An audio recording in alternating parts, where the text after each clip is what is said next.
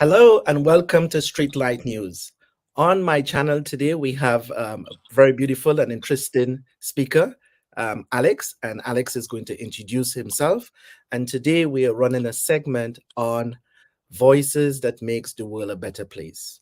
And we are entertaining views and voices that will make the world a better place. So without any further ado, I would like to warmly welcome a beautiful friend of mine, Alex. And Alex, please introduce yourself to our listening audience and tell us much. I know you have a lot to say about this subject. So let's get started, Alex. Thank you so much. Thank you so much for your very kind introduction, Abdullah. Yes, I'm very happy to be on this show. So I'm a student at King's College, London. But I do some writing. I have my own podcast on Spotify. So yeah, I frequent Speaker's Corner every week. So I like to think, I like to write, I like to talk, and I like to discuss, important things. Great. Great, Alex. So, Alex, in terms of making the world a better place, you are politically aware. You're a very conscious man. You're aware of politics, you're aware of religion, economics, you're fully aware of global issues. And I've heard you speak on Speaker's Corner. You speak very articulate. You're very articulate. You're precise. You have thoughts about quite a lot of issues. In your words, in your thoughts, what do you think is pertinent that will make the world a better place? So from my thinking, I think I thought a lot about this, and I thought about religion. I thought about economics. I thought about a few things, especially discussing these issues at Speaker's Corner. And I was initially gonna propose the idea of religion, kind of talking about religion and thinking about that. But thinking about it, I think what I would say is moral hypocrisy. So ending moral hypocrisy and that act of hypocrisy, its practice, its endorsements across the world. Yeah, moral hypocrisy. How would you define that to many people who doesn't understand what that really means? So when you propose a moral argument or you propose a moral point, and you hypocritically you go against it. So you say one thing, but that one definition or that one thing doesn't apply to everything in terms of morality. So if you say killing is bad, but then you endorse killing in another scenario, for example. Right. Yeah. So that's like double standards. Yes. So you have one rule for yourself, Yeah. and you impose that rule or that principle or that measurement of right and wrong on others, but you yourself hold a different standard. Yes. Yeah, yeah. And That's I what it get is. that. I get we see that quite a lot in politics, Mhm. economics. We see that in religion, or people who purport religion. These kind of double standards, um, Yes. critical as you describe, a very hypocritical way of addressing issues. So you think that moral hypocrisy is one of the biggest problems of the world. You have Yes. one measurement for yourself and another measurement for others. Yeah. That's quite interesting. I really like that. I Yeah. really like that. Yeah. And you want to elaborate a little more on this moral hypocrisy? Yes. So, for example, I'm half Russian, and Okay. I take a great interest in the Russia-Ukrainian war Right. and what's been going on for a very long time, and I think it's very bad. But what I do see, sadly, in relation to it and in relation to other conflicts, like what's going on in Gaza right now, Yeah. is a very moral, hypocritical stance. Yeah. So a lot of the people, for example, a lot of people that I would ask, uh, you would ask them, are you pro-Palestine or are you pro-Israel? They'll tell you they're pro-Palestine, but you'll ask the same question when it comes to Russia-Ukraine, and they'll say they're pro-Russia, Okay. even though both Ukraine and Palestine are being oppressed. They, for some reason, I see this trend where people take an opposing view because it's anti-West, and because somehow if Russia does it, it's okay, but if Israel does it, it's not. Hmm. Yeah. So you see, well, yes, and I think in the Palestine-Israel issue, there's a lot of parallel lessons we can learn from the Russia Ukraine issues. Yeah. Right.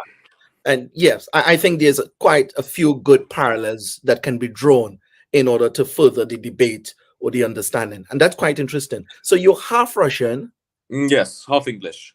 and half English. Yeah. Amazing. You speak Russian as well? Yes. All right. Give us a little hello and how are you in Russian? Привет, как дела? All Как тебя right. зовут? What's your name? Awesome. Yeah. All right. So coming back, Alex, you said moral hypocrisy, Yeah. and you draw an example of where people may be pro supporting Palestine and they fail to sympathize with the Ukraine situation. Yeah. But I can only imagine, I mean, I haven't thought of this a lot, so we're just having a conversation. I can only imagine the United Kingdom have pledged tremendous amount of support. The UN, United Nations, have pledged tremendous amount of support. America have given millions to Ukraine in its war against Russia. However, we don't see millions has been given to Palestine, or you would see where the UK were taking hundreds and thousands of Ukraine refugees, but we have not yet seen an invitation to take Palestinians Yes. as refugees. So how would you answer to that? How would you respond to that? I would here I would make a distinction, I think, between the actions of the state and the thoughts of the populace. So, for example, while the state, and although the what the West is providing Ukraine is nowhere near enough, the Russians are outproducing the Ukrainians in every single military gauge possible. They have a much bigger population. They have many more resources to draw upon. So, although the West has provided a lot of aid to Ukraine, they're on the. I know we're seeing this now more on the battlefield. That the Ukrainians are severely outproduced. And a broader point, what I would like to say is a distinction between the state's actions and the populace. So, although the state endorses Ukraine, I would argue that especially in the UK, we've seen that with the recent protests, you didn't see these protests when Russia invaded Ukraine.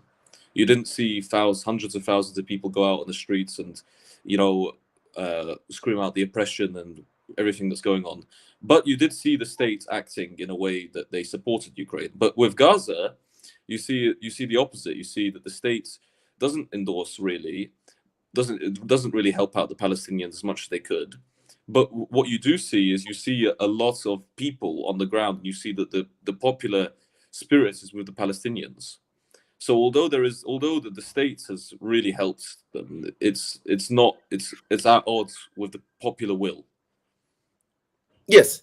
And so you probably more likely to see more people in the streets coming out in large numbers supporting the Palestinian situation or supporting Palestinians Yeah. because they're thinking no one else is doing it or not enough is being done. So hence the reason why these voices are there. Now, with regards to the Ukraine situation, a lot of people in the population may come and say, well, the government is backing Ukraine. So if the government is backing Ukraine, then they're well looked after. The global governments are. United Nations is backing them. America was pumping millions. I saw a report where America was promised to give 500 million extra. And shortly after that, there was a request from Congress to give much more. So, in terms of money, how much money you think Ukraine has received financially from the US? It has to be beyond billions. Yes, Yes. definitely. So they're beyond billions. And how much money you think that Palestinians have received? Nowhere near is enough. Exactly. Yeah. So yes, so we see a big difference in looking at a parallel situation. But Yeah. so where do you see the moral discrepancy, the moral double standards, the moral hypocrisy? Where exactly is it coming from in the situation between Palestine, Israel, as well as Ukraine and Russia?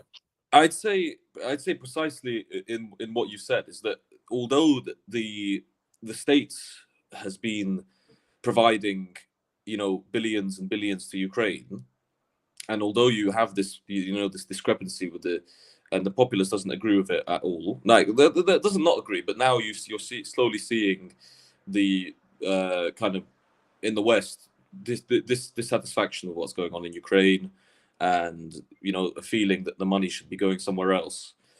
And I precisely where I see this question is in the question of genocide.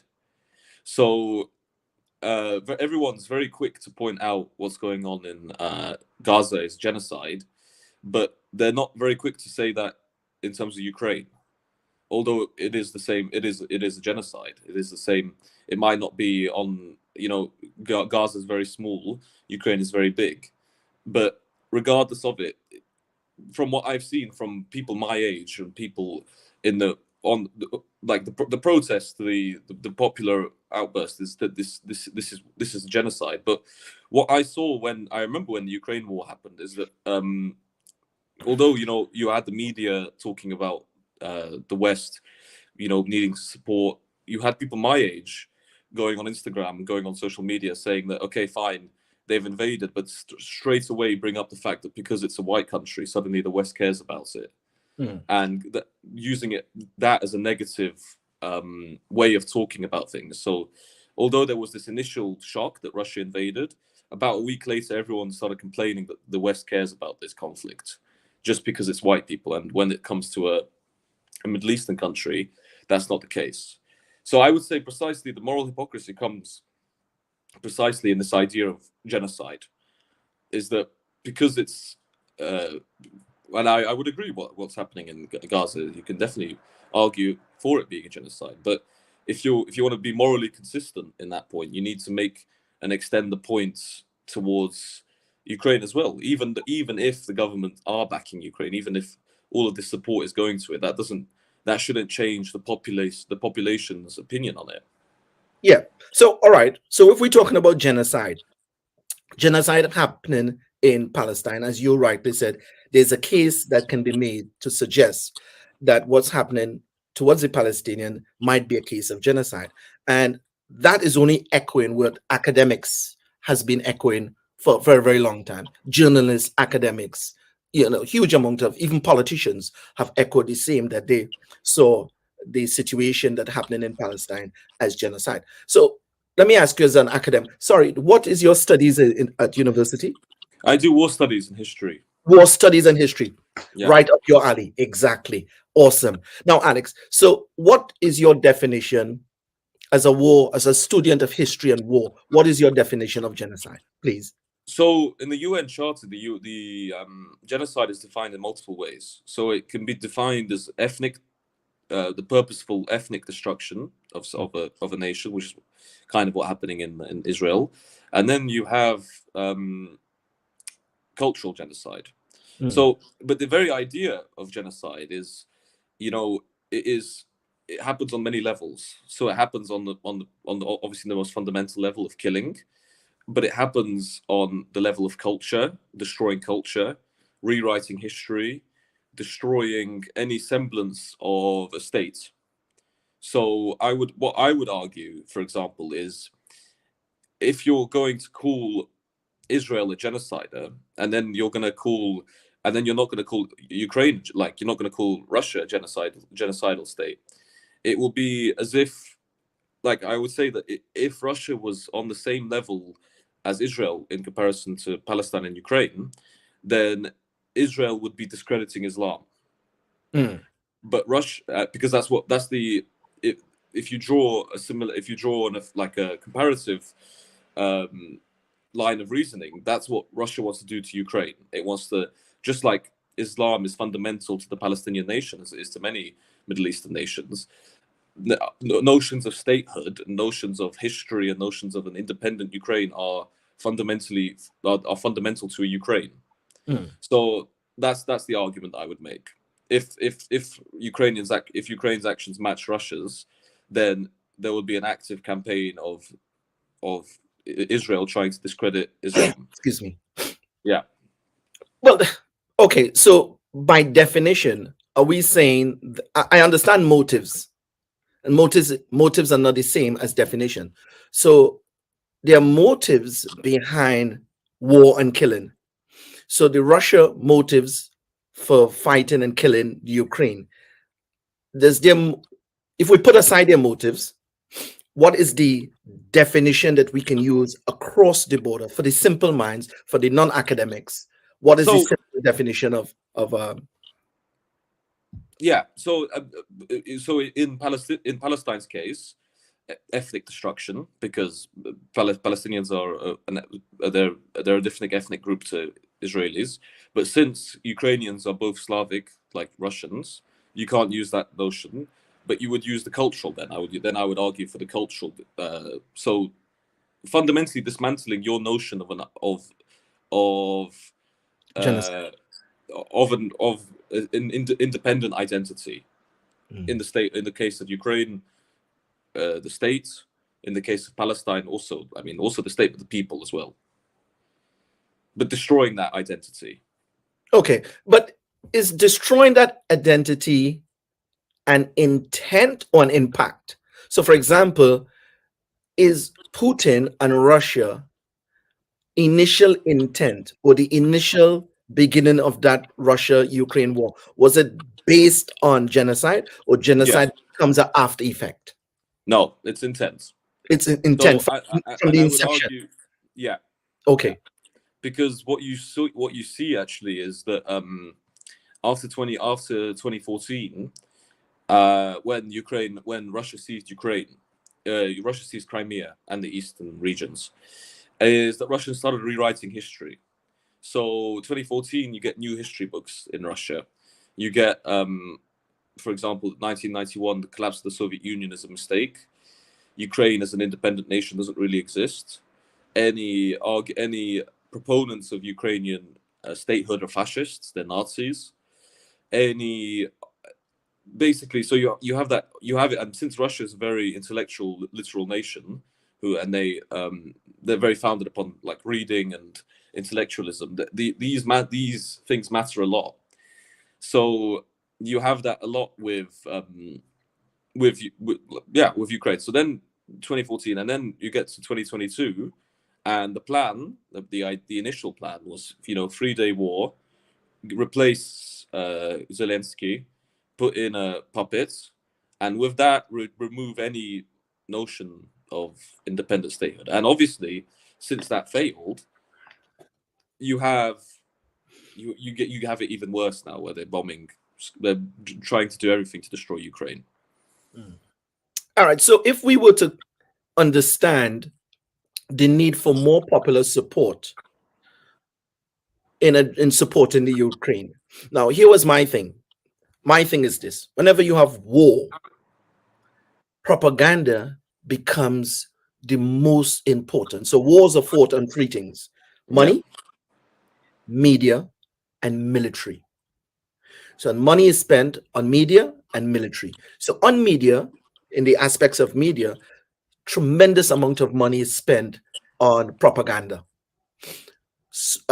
influencing public opinion, Mhm. whether it's Palestine, whether it's Afghanistan, whether it's Iraq, Ukraine, and the one who have more money is more likely to put out more propaganda in order to make himself look as the one who is deserving of international support. So, in terms of you being a student of history and law, a history and war, um, you understand how powerful propaganda is. And Yes. challenging propaganda is not an easy thing. It's not an easy thing, especially from people on the ground. What would you say needs to be clarified, or to help the common individual understand the mechanism, the machinery of propaganda coming by people who have millions to pump into propaganda in order to make the war favorable to them? No, I think it's a very good point you've raised. I think actually, first thing you said, money equals propaganda. I don't think that's always the case. So, for example, Russians, the CIA was modeled on the KGB. Hmm. So the Russians they have a word for it. It's called maskirovka. It means deception. And Okay. I can send you. I mean, after this, I can send you a very good, or to your viewers, look up a video. Look up of a defector, of a KGB defector to the West. He released this video in 1985, and he describes the process of the Russian process of propaganda. So it's Mm, demoralization, and I forget the other steps, but it's there's very yeah. So there's a very famous Ukrainian Russian KGB agent that defected, and he unveiled the whole KGB strategy. And the Russians weren't necessarily the richest; they were just the most. They were the ones that studied the mind most effectively, and studied how to how to use propaganda most effectively. And the mm, first thing that you do with propaganda is you demoralize. And this is exactly what's happened in Ukraine. It's been the Russian information war has been very effective in Ukraine, although it's not the richest nation. Although it doesn't it goes nowhere near America's financial power. They have been able to upkeep, especially in the Middle East, in the global South, in South America. They've been public opinion is turning towards Russia, although and in the West it's slowly also turning towards Russia, even though you have huge news BBC outlets, huge CNN outlets that are pumped with billions of cash. It doesn't it's not about money, it's about what you put it's about what you put out, yeah, yeah. and the Russians are able to employ a very effective strategy where they attack Western. Firstly, they attack Western values. They attack, you know, LGBTQ. Now, all of a sudden in Russia, they've made it that a huge thing. Now, it wasn't before. Because of this war, they've made it a huge. They declared war against the LGBTQ community, or, for example, you know, anything bringing up the West's invasions of Iraq, the West invasion of Afghanistan. All of these things, propaganda is a multifaceted kind of But you know what? multi, I yeah, shared it with you, right? Long time ago, I always had some kind of subtle resentment to Russia politics. I had subtle resentment towards it in the sense that I knew that communism was very anti-religious, yes, and I understand the history of how they kill religion.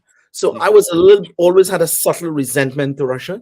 But since the Russia Ukraine came up, for some reason, tons and loads of Muslims start supporting Russia, exactly, and I was like, how is this? I couldn't really understand it. So I wasn't sure whether or not they had anti-Western sentiments, or they felt as though the whole globe, like United Nations and the whole West, were backing Ukraine, and or it might be they felt as though agreement has been breached, whereby there was agreement between the West on what the boundaries are, and the West now has expanded that boundary upon Putin borders, and Putin is reacting to it. So I wasn't quite sure because I wasn't quite sure. But what I am surprised about, how overnight so many Muslims was this is the same supporting, thing. Yeah, yeah, Russia, even Christians as well. yeah, yeah. Yeah, No, quite Abdullah, support. I completely agree with you, and I noticed this a lot in Speaker's Corner actually. Yeah. When I go there and I talk to people, talk to Muslims, most of them will support Russia, and a lot of my Muslim friends all they're all turning towards Russia, and it's very. I mean, I think the main reason is anti-Western sentiment. Ultimately, Mhm. I think that's ultimately where it comes from, and because although it's pure imperialism, it's exactly the same thing. There is an argument in that the Russians have been able to somehow communicate to the Muslims that you know America does it worse, and what we're doing is not actually imperialism, and like you said, it's the boundaries. And Mm. I'll tell you, there's a very I don't know if you're aware of this institution. It's called Chatham House, I heard of and yeah, yes. Chatham House. So the Chatham House released when this war happened, they released myths and realities of the war in Ukraine, and many you find that these things about the NATO borders are all myths. So they're all things that have been said, perhaps. So I'll give you the example of the border with the question about the borders expanding.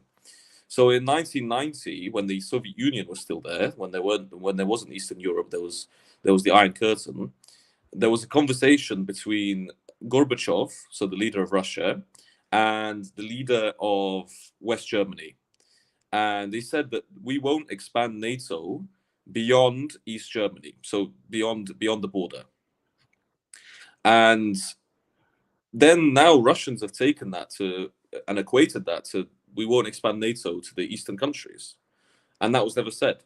It Mm, was only there was the conversation was only had in relation to Germany, but Russia's been able to spin that and then purport that and propagate that as if there was any agreement about NATO expanding, and there never was. mm, yeah. So I understand.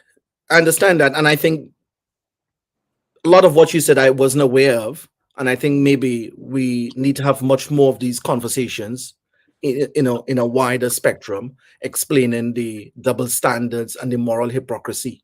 Um, I hold very dearly the sanctity of life and the loss of life, whether it is regardless of race. I would stand in support and in defense of any kind of life being lost. So I'm kind of an anti-war person, really. Yeah. uh, but I would say to you, a lot of what you have explained I wasn't aware of, and I did hear the conversation. There are parallel lessons that can be drawn between Russia, Ukraine, and Palestine, Israel. What is your take on the Palestine Israel situation? So, um, I grew up in Dubai, so Okay. I grew up in the Arab world, Mm, and I obviously every time this popped up, my friends would always be very pro Palestine, pro whatever's going on, and I understood it, but as a history student, I always looked into it, and I thought about it for a very long time, and it's I would say it's the most complicated conflict that there is right now. In terms of, I don't agree with the idea of Zionism. I I completely understand, the roots of Zionism, and that it was in 1880. In the 1880s, rich Israeli financiers wanted to create a state, and then they created all this nationalism and all of this. But at the same time, it happened. yeah, It was a reality that it happened, and World War II certainly pushed things ahead. yeah, 6 million Jews killed, and I think that the question is not whether or not Zionism is right or not wrong, because it's I think a lot of people would say it's wrong, but it's a question of what to do now. yes, How yeah. to move forward. Mm. I think at this There's a stage, solution. Yeah, the solution forward. Yeah. yeah, the solution forward. So I think that at this stage it's pointless to call for an end to Israel, because Israel's there to stay. It's Yeah. financed by the West. It's there. What it's doing in Gaza, I don't agree with.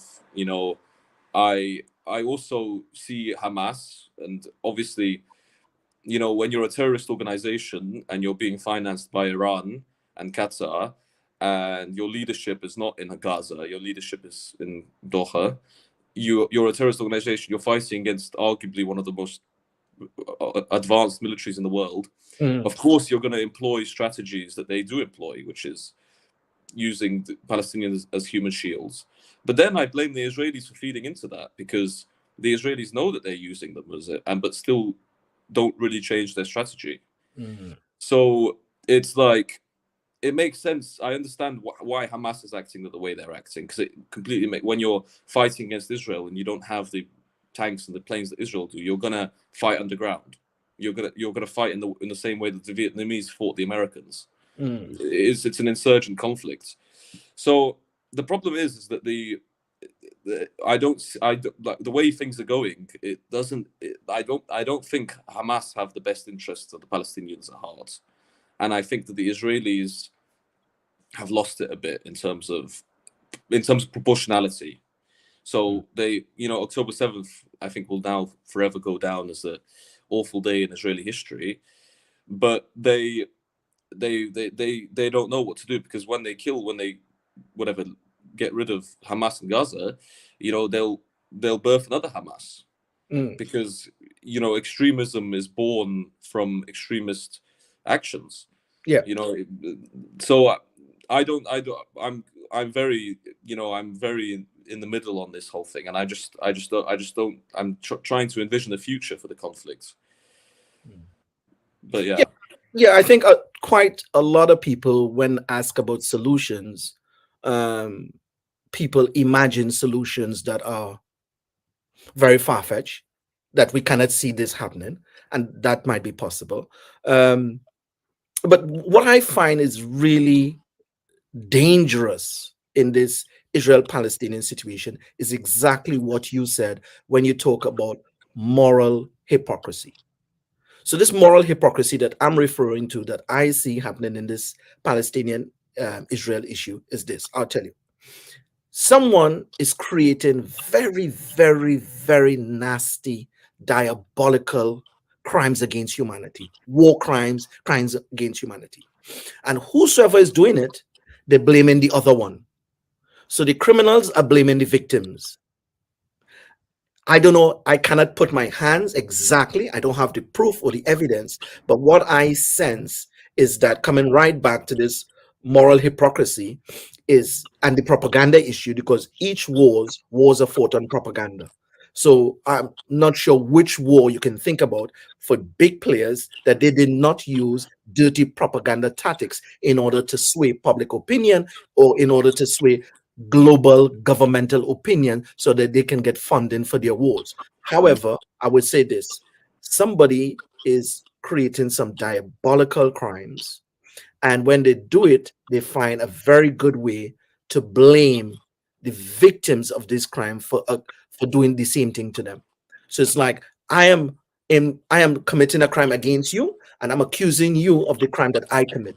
And this is what I sense. And maybe time will reveal the evidence, irrefutable evidence, who is doing this.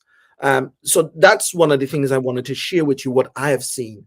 That very links goes Yeah. right back. And I think maybe you may have seen the same thing happening with the Russia Ukraine situation. Yes, So one definitely. person commit a crime, and then he blames his crime upon the other person, and he Yeah. has the resources and the means to make this crime that he committed. He has the ability to convince other people it's not him, he's actually innocent, he's the victim. So these kind of dirty games, God will expose. By time, God will expose the true criminals. But whosoever is doing this in Palestine, and they're doing this in the Russia Ukraine, it's a nasty game. I Yeah. just want to poke you a little bit on another thing in terms of moral hypocrisy. Um, who should be the ones in society that has the right to correct moral hypocrisy, ec- particularly when moral hypocrisy is done by governments and state where they're very difficult to correct.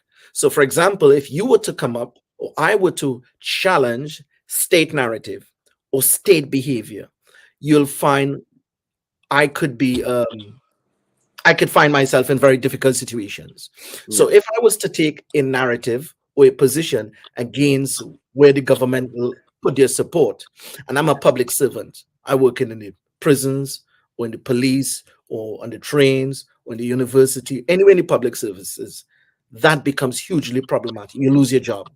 Yes. You have a lot to lose. I interviewed someone who was on a one of the pro-Palestinian marches, and he says pro-peace.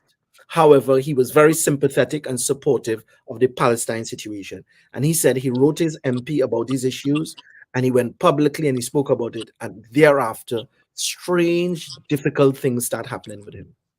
He start very, very difficult things start. His name is Tim, and we still have it recorded. So I'm saying to you now, if someone was to take a position that is against the grain, against the popular support or the state support, um, then that person is at risk of losing their job and losing many other stuff. Now, how do we address this in a democratic society? Where do we put the power? How can we balance that power? So, therefore, the state cannot, um, in any way, kind of prosecute or persecute or bring harm to anybody who disagree with state policies. Yeah. No, I agree. I think it's a very valid point, and it's quite difficult to express your view about something like Palestine. Especially with what the state believes, what the state is purporting. So I think that I think I think the onus is on the intellectuals and the academics. I Mm, think that if you're going to follow anyone on this, it has to be someone who intellectually knows their stuff, who isn't necessarily unbiased. You know, people that are educated, people that have devoted their lives to this topic, and who have a platform. Because although that they may get censored, we do have freedom of speech. So we can put these, although they may be affected in some way, if they are independent intellectuals or academics and they put out their videos onto YouTube, they enter into debates. Speakers Corner is a very good example of it.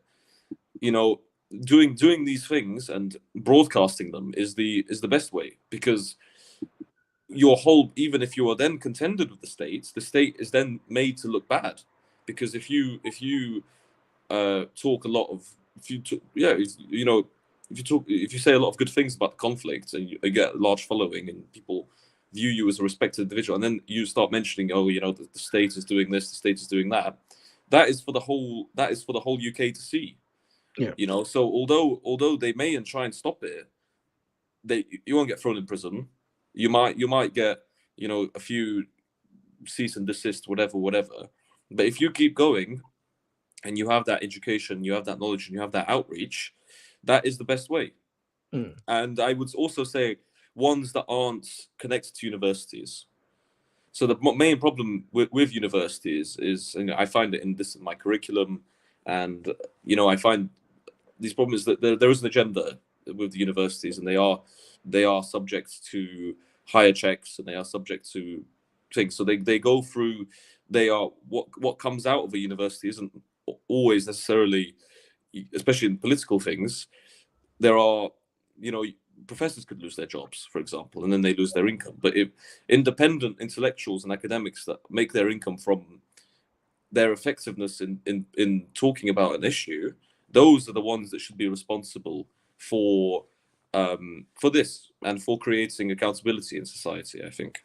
But is there anything we can do to, in a democratic society, to allow people to speak of their political views without the fear or the idea or the fear? Because, for example, you have marches and demonstrations on the Palestine Israel issues, and there was a kind of general theme flowing around that all these marches and demonstration, they're anti-Semitic, and Yes. are hate marches, and they are this and that.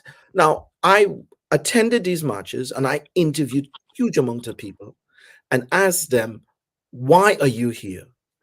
Are you anti-Semitic? And these people said, no. Actually, some people who was on the marches were actually Semitic people. Yeah.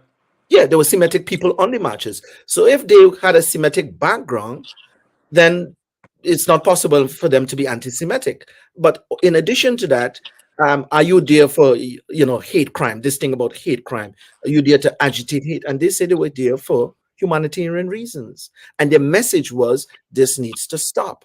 And this needs to stop. This should not go any further. There are babies involved, there are women involved, the casualties are too high.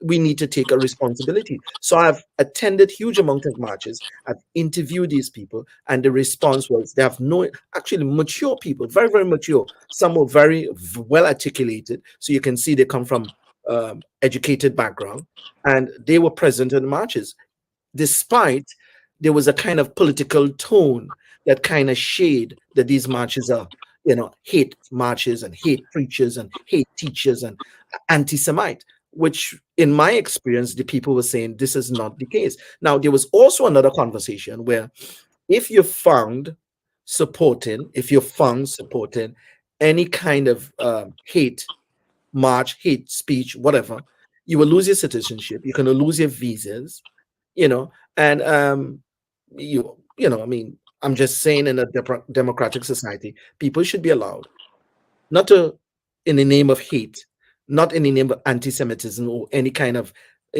hatred towards any ethnic background. But I think it's unfair. It appears to me unfair that if someone disagrees with any political policy, foreign policy, or they disagree with any war, that could be labeled, falsely labeled as anti-Semitic or hate, as Yeah, hateful. yeah, yeah, yeah. I think that's unfair. And then prosecute them. Yeah, yeah, and then they have the fear of losing the citizenship or their visas. In a democratic society, I see that to be quite unfair. And if that was the case, some people was. I mean, I'm not saying they're not anti-Semitic people. They are obviously. Yeah, you just think of the worst crime, the most ridiculous thing that anybody would do. You'll find people doing it. I Mhm. remember there was a documentary I read where in America there's the baby milk. People was putting things into the broken glass into the baby milk and killing babies. So there are sick people out here. So Yeah, I would say yes, there are people who are anti-Semite, and some of these people who are anti-Semite may join a demonstration. That might be the case, but the vast majority of people who are on those demonstrations, um, I don't think that they hated Jews for being a Jew. I don't hate you as a Jew for being a Jew. I don't hate you as a Russian because you're Russian. I don't hate you as a British person because you're British. I didn't see that.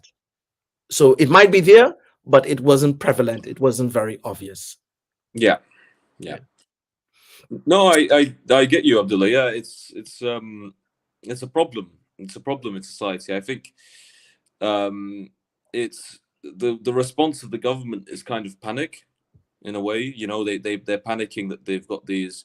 That firstly they're acting, and I think it goes back to my point before, is that the way that they're acting and the fact that they're supporting and giving a lot of money to Israel, and then you have the vast swathes of the population in London, millions of, like, hundreds of thousands of people going out and protesting.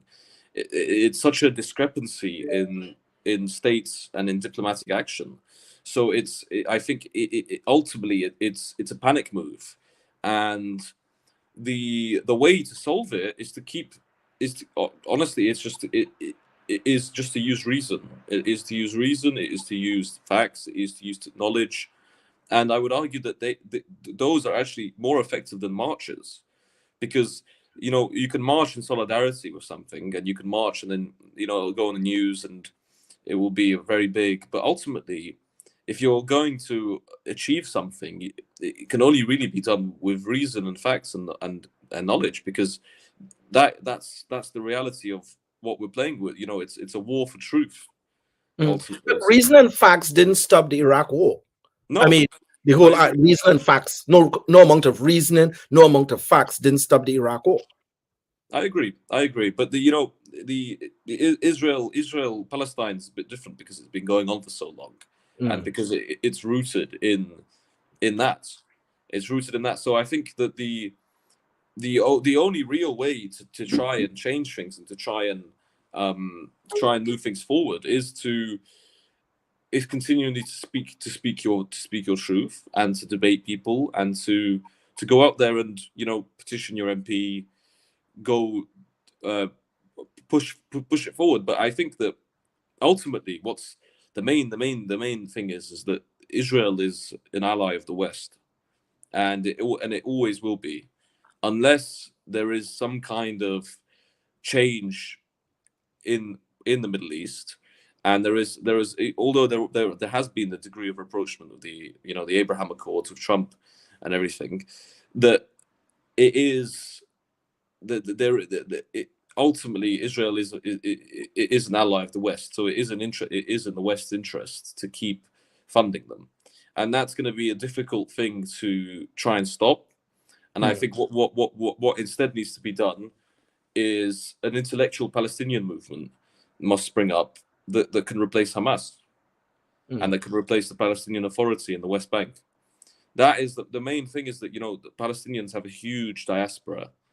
The Nakba, they were all basically kicked out of Palestine. So you have a huge, very intellectual, very smart populace, but none of them, although they may care for their, of course they care for their people and their families and whatever, but you don't see like you see it in Russia, for example. You had I don't know if you know Alexei Navalny, who was a opposition figure. He came back to Russia. Now he's in prison for basically ever. But on the Palestinian side, it's almost like they've become disillusioned with politics, and you don't have a active replacement for Hamas. You don't have an active replacement for the Palestinian Authority. So I think that the energy needs to go into that. It needs to go into a government in exile, for example. Something that the Israelis themselves. 'Cause it's in the Israelis' favor ultimately to have a peaceful Palestine. They themselves don't want to be spending millions of dollars on air defense, because each Iron Dome rocket that they need to defend against the Hamas rocket costs $50,000, and Okay. that's big money for the Israelis. So I think it's in Israel's favor to have someone in Palestine that will negotiate, and that's a political party, and not one that's hell bent on destruction. But I've seen footages of um, Israeli politicians talking about an almost a no Palestine. So where you were saying it's in Israel interest to have a Palestinian government that brings about peace, it's in their interest.